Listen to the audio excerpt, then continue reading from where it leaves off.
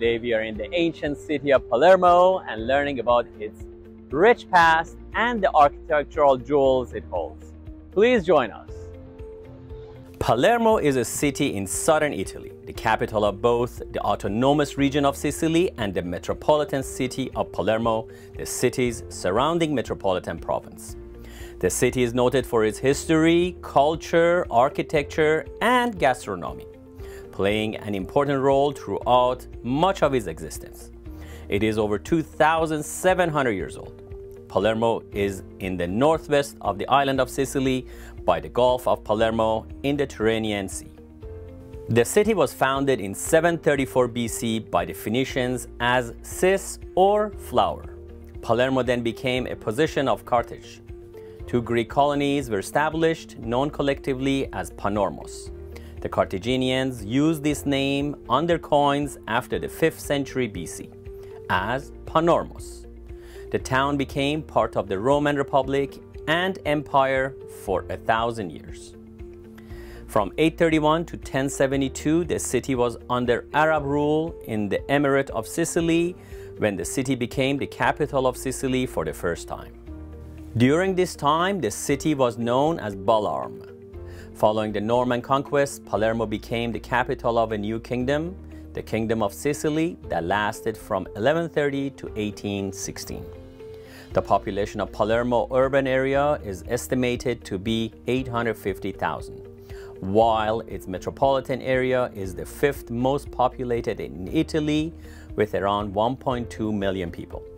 In the central area, the city has a population of around 676,000 people. The primary languages spoken by its inhabitants are Italian and Palermitano, dialect of Sicilian. Palermo is Sicily's cultural, economic, and tourism capital. It is a city rich in history, culture, art, music, and food. Numerous tourists are attracted to the city for its appealing Mediterranean climate, its renowned gastronomy and restaurants, its Romanesque, Gothic, Baroque, and Art Nouveau churches, palaces, and buildings, and its nightlife and music. Palermo is one of the largest cities in the Mediterranean and is now among the top tourist destinations in both Italy and Europe. It is the main seat of the UNESCO World Heritage Site, Arab Roman Palermo, and the cathedral churches of Cefalù and Montreal. The city is also going through careful redevelopment, preparing to become one of the major cities of the Euro-Mediterranean era. Roman Catholicism is highly important to Palermitan culture. The patron saint of Palermo is Santa Rosalia, whose feast day is celebrated on 15th of July. The area attracts significant numbers of tourists each year and is widely known for its colorful fruit, vegetables, and fish markets at the heart of Palermo, known as Buceria, Balaro, and Capo. Arab Norman architecture is a particular style of construction and decoration that emerged in Sicily during the 12th century. In 1072, members of the Altavilla family conquered a large part of Sicily and Palermo. In the previous 2 centuries, the island had been ruled by the 3 different dynasties from North Africa. The evolved Islamic culture has fostered exceptional development in the area, making Palermo a splendid city on a par with Cordoba, Jerusalem, Baghdad, or Damascus. The new Norman rulers were won by the Islamic architectural style and decided to exploit their expertise in the area in the construction of their own buildings. Arab craftsmen skilled in the art of wood carving and Byzantine mosaicists were used to create the interior decorations of the churches. The Arab Norman art that emerged in Palermo has specific characteristics. This style is the result of a perfect fusion of artistic influences from different cultures and religions. The structure of the buildings is composed of a small square stone ashlars and the hemispherical domes that now characterize Palermo's skyline began to appear.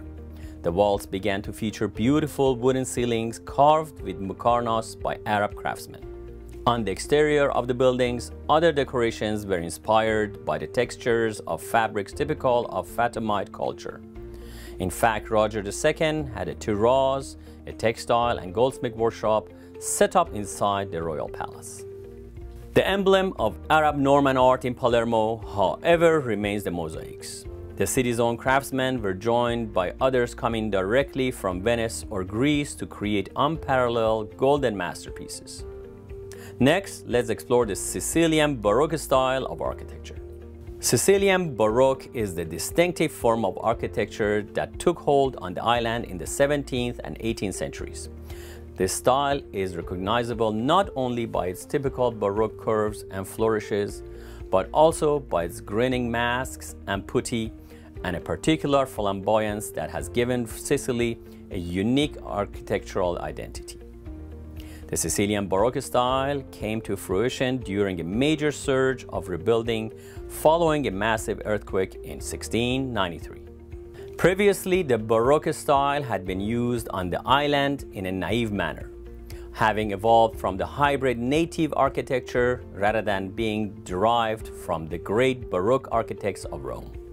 After the earthquake, local architects, many of them trained in Rome, were given plentiful opportunities to recreate the more sophisticated Baroque architecture that had become popular in mainland Italy. The work of these local architects and the new genre of architectural engravings that they pioneered inspired more local architects to follow their lead. Around 1730, Sicilian architects had developed a confidence in their use of Baroque style.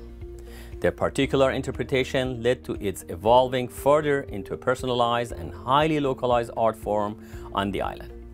From the 1780s onward, the style was gradually replaced by the newly fashionable neoclassicism. The highly decorative Sicilian Baroque period lasted barely 50 years and perfectly reflected the social order of the island at a time when nominally ruled by Spain. It was in fact governed by an extravagant and hedonistic aristocracy. Its Baroque architecture gives the island an architectural character that has lasted into the 21st century. Let's look at more of this incredible city's architecture and design.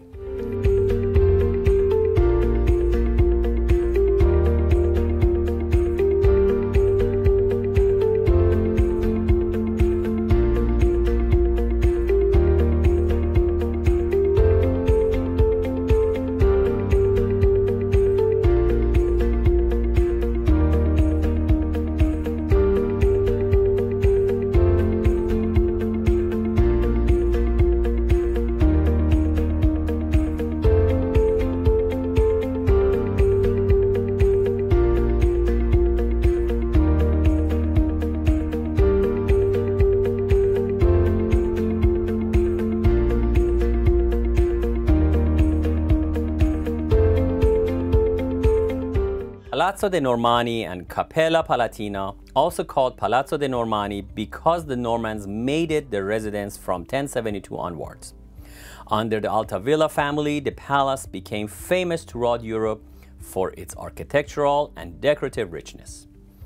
On the first floor of the building, there is a place that is an authentic manifesto of Arab Norman art in Palermo. The Cappella Palatina, Palatine Chapel. In this space, we find all the typical elements of this artistic trend. The wooden ceiling of the nave has fine inlaid muqarnas and paintings depicting animals and dancers. On the floor, marble inlays echo the star patterns and are laid out like a carpet in a geometric distribution that mirrors that of the ceiling. The walls and apse are covered with golden mosaics depicting episodes from the Old and New Testaments. If the Cappella Palatina is the manifesto of Arab Norman art in Palermo, the pink domes of the Church of San Giovanni degli Eremiti are another undisputed icon of the UNESCO World Heritage Sites of this magnificent city. It is a splendid example of a Christian building that was built according to Islamic architectural designs. The church's appearance is the result of the cubic and spheric shapes of the domes.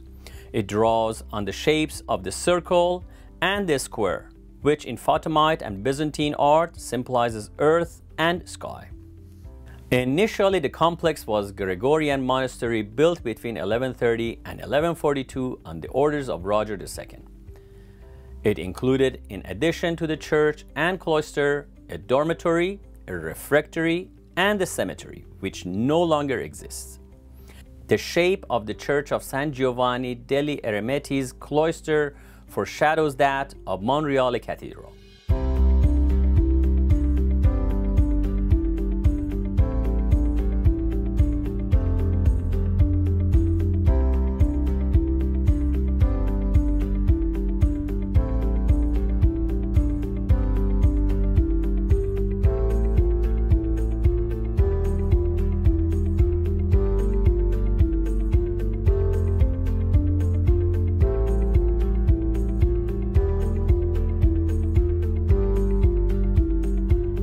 Continuing our journey of discovering Arab Norman art in Palermo means moving on to the Quattro Canti and Palermo Cathedral.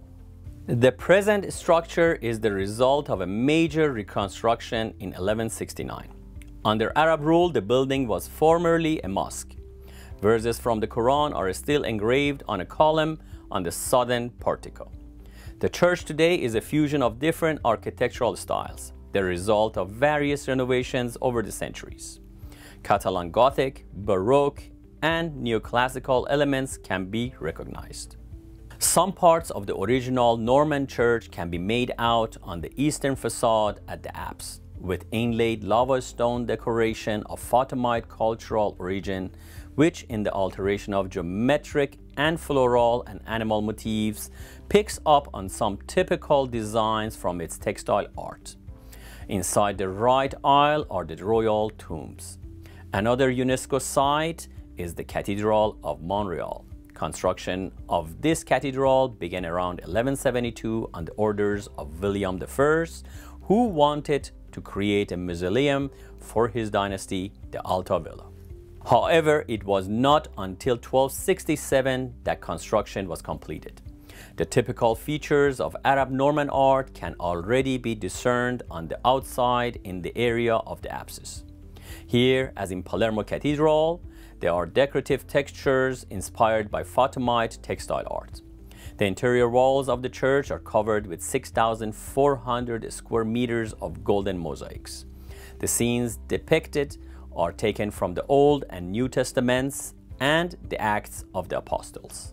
This impressive piece of art was realized between 1180 and 1190 by workers who came all the way from Constantinople and Greece. These mosaicists were joined by Muslim, Venetian, and local workers.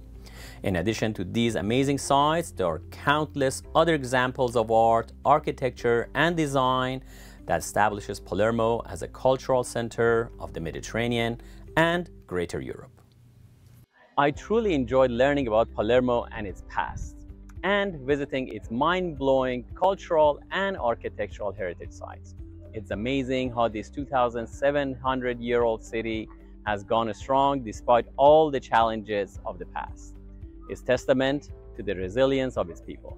I encourage you to visit this unusual city and try something new. Looking forward to seeing you next week on Design Santa Barbara. Ciao and arrivederci.